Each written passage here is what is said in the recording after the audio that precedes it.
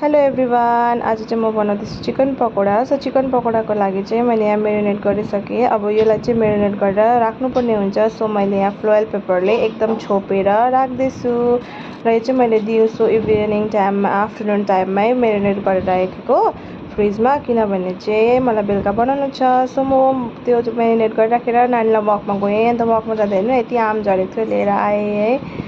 र आएपछि चाहिँ मैले गेस्ट बोलाएको थिएँ आज दिदीहरूलाई घरमा। सो मैले यहाँ चिकन पकोडा बनाउँदैछु है। र गरम चाहिँ यस्तो डरलाग्दो थियो किचनमा, अब एक्जस्ट फ्यान पनि थिएन नि त। सो मेरो बुढाले हेर्नु न यहाँ यस्तो जोगाड गरिदिएको छ एक्जस्ट फ्यानको हो काम।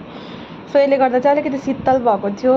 त्यहाँबाट आएर यहाँ दिदीहरू आउनुभएछ काव्यान्सको।